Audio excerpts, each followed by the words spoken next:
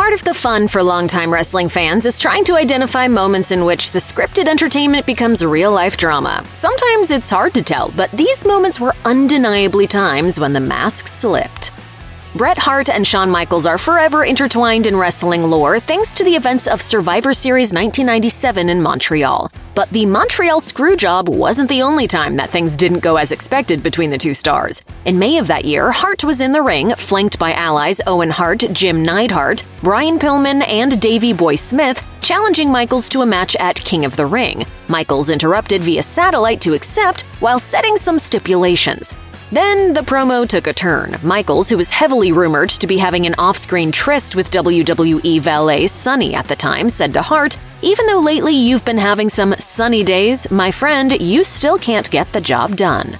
According to Bruce Pritchard, the comment actually didn't even register with Hart at the time. Bret didn't even know the comment was made when it happened. Bret didn't hear it or went right over his head. Bret had no clue at all until he got home and his wife was like, "What the hell was that?" Hart's then-wife interpreted it to be an accusation that Hart was the one engaging in extracurricular activities with Sunny. Both Hart and Sunny denied the rumor, but the fact that it made its way into the wrestling gossip mill surely caused undue strife at the Hart house. Tensions between Hart and Michaels would continue for years until they finally buried the hatchet in January 2010 on an episode of Raw. It was all part of Michaels' well-documented transformation from immature party boy into the man he is today. One might imagine apologizing for this episode was part of his penance. On the Raw after WrestleMania in April 2012, Brock Lesnar returned to WWE after a 3-year stint in UFC. Lesnar had reached great heights there, becoming the UFC heavyweight champion by defeating the legendary Randy Couture, but his run was cut short due to bouts with diverticulitis. Getting knocked out by Cain Velasquez and liver-kicked by Alistair Overeem probably didn't help either. Lesnar's immediate target upon his return to WWE was John Cena, whom he laid out with an F5. As the two prepared for a showdown at Extreme Rules, they engaged in a confrontation on a later Raw that is remembered for getting a bit out of control. The brawl was part of the plan, with backstage officials and WWE stars coming out to the ring to pull the two combatants apart to build up to their upcoming pay-per-view main event. But Lesnar's first punch busted Cena's mouth open. While it made for a great visual, it also clearly wasn't supposed to happen. The inadvertent fat lip called for some ad-libbing, at least on Cena's part, because at this point you might as well wear it in the name of showmanship. And it ended up being a solid preview for the match. Lesnar beat Cena to a pulp at Extreme Rules, but Cena scored an improbable victory, bloodying an otherwise dominant Lesnar by hitting him with a metal chain and getting the pinfall with an attitude adjustment. On an episode of WWF Superstars in 1991, Jake the Snake Roberts beat Bob Werner in under a minute. That squash would have been a total afterthought if not for the post-match angle. At the height of his feud with Macho Man Randy Savage, Roberts lured Savage to the ring with some good old-fashioned questioning of his manhood. From there, the trap was set, a beatdown ensued, and Savage was tied up in the ropes. That, at least, was exactly what was planned. To take their feud to the next level, the pair had discussed Roberts' Cobra biting Savage, right there on broadcast television. But Savage had concerns, namely, he wanted to know if the snake had been devenomized. Though Roberts assured him it had been, Savage was still not convinced, telling Roberts that he'd have to take a bite from the snake himself first. Roberts obliged, letting the cobra bite him in the leg.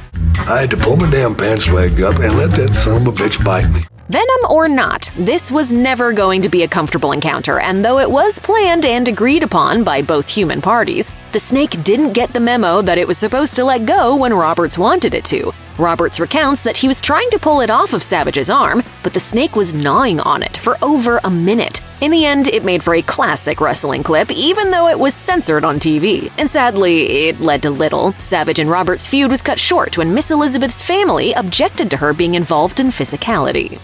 In February 1998, Goldberg was in the midst of his iconic WCW win streak as he prepared for a match on Nitro against Steven Regal, who would start going by William Regal later in WWE. There were no plans to cool off a red-hot Goldberg, so the unexpectedly competitive match had WCW boss Eric Bischoff livid. Regal, whose technical prowess was light years beyond that of Goldberg and many others, worked a stiff match with the up-and-comer, landing several European uppercuts, high knees, takedowns, and submission holds. This visibly confused and frustrated Goldberg, who apparently expected to plow through yet another opponent in short order. For years, it was thought this was Regal teaching Goldberg a lesson, perhaps on behalf of the locker room, to humble the heavily hyped new company icon. But on his Gentleman Villain podcast in late 2022, Regal asserted that he was simply following orders. I did as I was told by the person in charge of that match.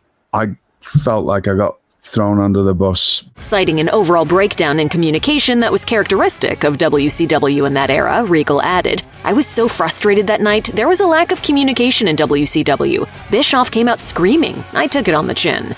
Bischoff's stance then and now was that this was not the time to thwart Goldberg's momentum, which explains his post-match frustration. Despite Regal's desire to settle the long-standing beef that ensued, he and Goldberg hadn't done so by the time of his podcast about it. Even during their overlapping stints in WWE, Regal asserts Goldberg never so much as said a word to him during that time.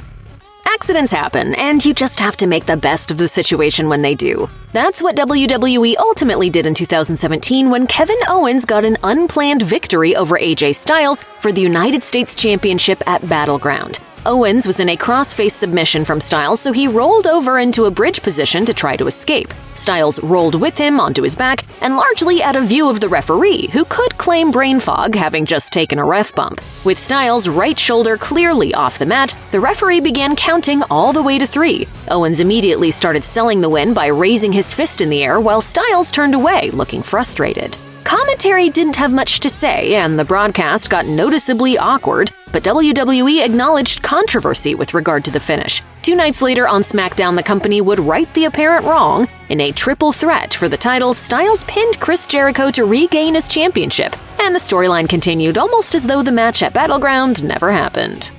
Heading into WrestleMania 13, Bret Hart was WWE's biggest babyface, and Stone Cold Steve Austin was a dastardly heel. By the end of the night, the two would swap alignments thanks to their incredible work in the ring and a finish for the ages. While Austin had credited WWE head Vince McMahon with coming up with the finish, it was one little detail that turned a great match into an iconic moment. That credit goes to Hart, who insisted the two carefully ignore the company's no-blood policy at the time. Austin told Chris Jericho on a 2021 Talk is Jericho episode, referring to blood using the wrestling lingo color, Hart goes, "Steve, if you're going to pass out in the sharpshooter, we need to have some color. At the time, there's a no-collar policy. I'm the newer guy. I ain't got no tenure," and Bret offers up, "Hey man, if you want, I'll get it for you."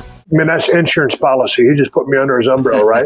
The match helped launch Austin into a new stratosphere, and Hart's heel run was well-timed as well. The two have often looked back on each other as favorite opponents, and Hart had some pretty special words for the WrestleMania main event too, telling Sports Illustrated in 2022, "The match with Steve, that's the greatest song I ever sang." The Raw after WrestleMania has a reputation as an unpredictable night where anything can happen. Anyone can show up and anything can be said. For Roman Reigns, the night after beating The Undertaker at WrestleMania 33, all that needed to be said were 5 simple words: "This is my yard now."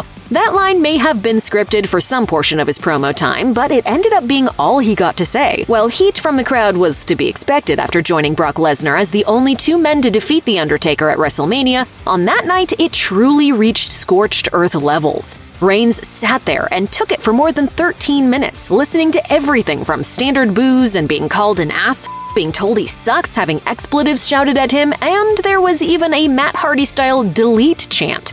Reigns tried to speak a few times, but ultimately would put the microphone down, smirk at his detractors, and wait it out some more. In the end, the 5 words were all he needed, and he dropped the mic and headed to the back, officially kicking off a new era as far as his crowd reactions, and maybe even taking some baby steps right then and there toward becoming the tribal chief that we know today. When Hulk Hogan returned to WWE in 2002 to reform the NWO with Scott Hall and Kevin Nash, the idea was for them to come in as mega heels, poisoning the company from the inside out. But after being gone for 9 years, it was only a matter of time before the fans would long for the days of Hulkamania. With Hogan set to square off against The Rock at WrestleMania 18, fans weren't sure quite what to expect. The match ended up being an all-time classic at Toronto's Skydome, with the two legends feeling out the crowd early on and calling things on the fly as Hogan brought back all of the iconic moves and mannerisms of the Hulk Rules era. The result was one of the most memorable moments in wrestling history. The crowd actually never really recovered from the Hogan Rock roller coaster, and the matches that followed likely suffered for it. The crowd was so emotionally spent. I was so emotionally spent. Hogan was so emotionally spent. Referee Mike Chioda said on his Monday Mailbag podcast that, to him, that moment is still the high watermark for its era of wrestling. He said, "Did I know it was going to be so legendary back then? Hell no, I didn't know. We thought something was going to top that, and I don't think at some point since 2002, since Rock and Hogan, anything has really topped that." In June 2011, a disgruntled CM Punk was told that he was going to be able to air his grievances with a live microphone on Raw. Of course, he had to run a draft by Vince McMahon first. Since that time, it's come out that Punk gave McMahon a fake draft, which enabled him to freely bring up names like Paul Heyman and Brock Lesnar, who had fallen out of favor at the time, name drop New Japan Pro Wrestling and Ring of Honor, break the fourth wall and say hi to then best friend Colt Cabana, and scorch several others like Triple H, Stephanie McMahon, and John Laurinaitis. Teddy Long said the reaction backstage was shock, he recalled. Everybody was kind of looking at each other like, did he just say that? Because this was all brand new. We never had anybody to go out on live TV and to just go off on a rant like that and just speak their mind. So it was all brand new. It was all something that we'd never experienced and we'd never heard. The promo launched Punk into a run that featured multiple title reigns over the next 3 years before his controversial exit from the company in 2014. Of course, all of that is water under a very long bridge now, with the best in the world returning to WWE at Survivor Series 2023.